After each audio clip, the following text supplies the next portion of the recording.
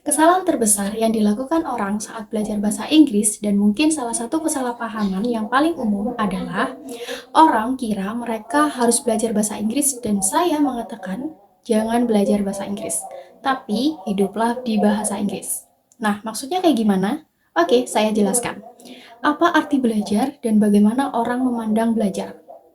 Belajar berarti memperoleh pengetahuan tentang sesuatu dengan cara membaca, menelaahnya, secara mendetail, atau bahkan meneliti. Kita biasanya menganggap belajar itu sulit dan membosankan. Belajar bisa didapatkan melalui kursus, atau ketika belajar di sekolah, Anda tidak sabar untuk menyelesaikannya dan akan melupakan materinya. Ketika orang berpikir bahwa mereka perlu belajar bahasa Inggris, mereka biasanya akan mengambil kursus atau belajar dengan guru untuk beberapa waktu, dan ketika mereka selesai belajar, mereka akan tahu bahasa Inggris dan tidak perlu kembali belajar lagi. Apakah hal ini salah untuk bersikap adil? Jika tujuannya hanya untuk lulus ujian seperti IELTS, maka setelah lulus ujian Anda akan melupakannya. Itu sebabnya penting untuk menentukan tujuan Anda, apakah Anda perlu berbahasa Inggris untuk lulus ujian, atau apakah Anda mempelajarinya hanya untuk bersenang-senang. Apakah Anda benar-benar serius dan Anda ingin benar-benar fasih berbahasa Inggris? Apakah Anda membutuhkannya untuk bekerja, atau apakah Anda memiliki niat untuk pindah ke negara berbahasa Inggris?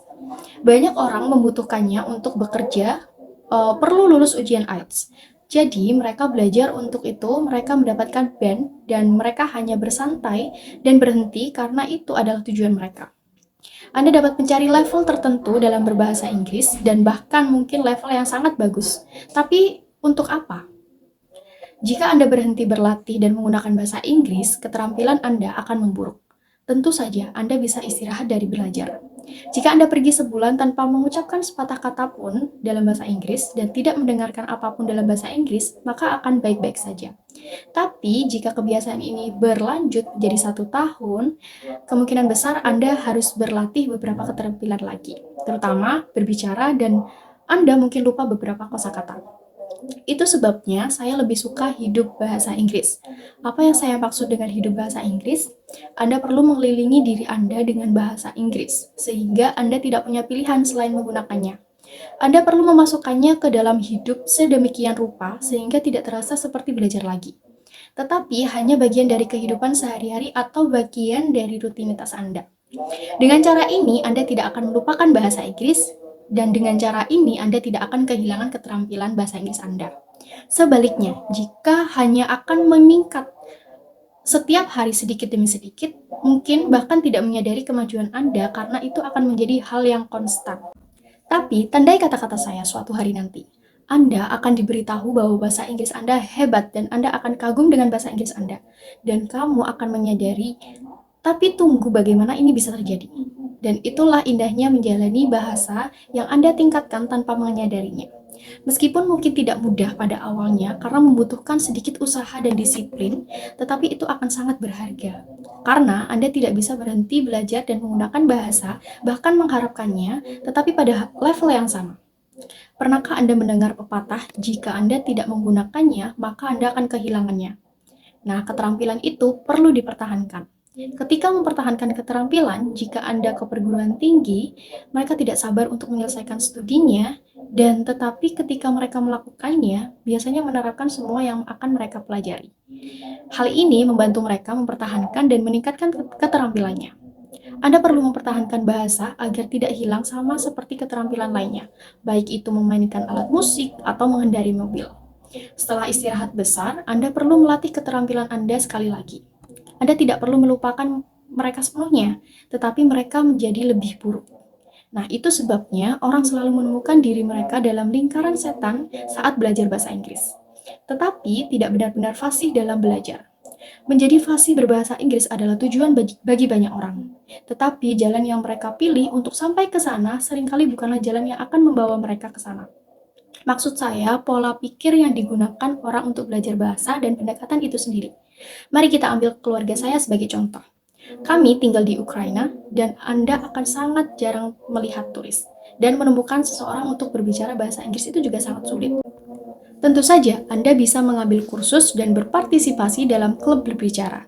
Tapi menurut saya, opsi ini tersedia cukup banyak di mana-mana dan mereka tidak gratis.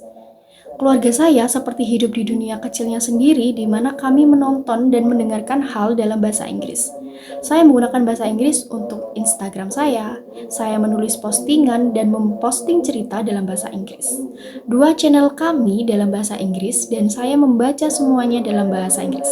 Saya berbicara bahasa Inggris dengan suami dan anak saya karena kami membesarkan anak kami menjadi dwi bahasa atau bilingual.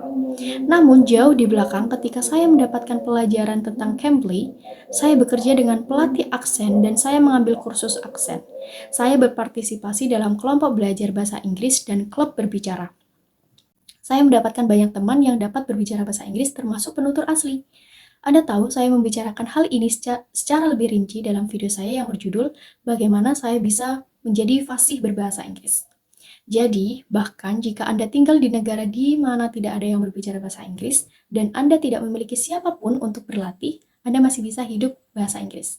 Percayalah, seiring waktu Anda terbiasa dengan hal ini sehingga Anda tidak mengerti bagaimana Anda hidup sebelumnya dan mengapa Anda menunggu begitu lama untuk melakukan hal itu.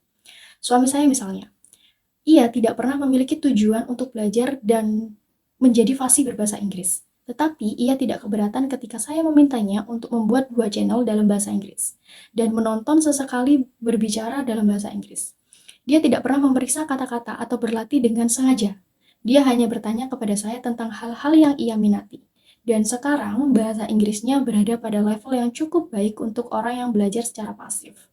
Saya akan menautkan video saya dalam deskripsi di mana saya berbicara tentang bagaimana Anda dapat melatih keterampilan berbicara Anda sendiri dan di mana Anda dapat menemukan mitra berbicara dan juga di mana dapat belajar bahasa Inggris secara online.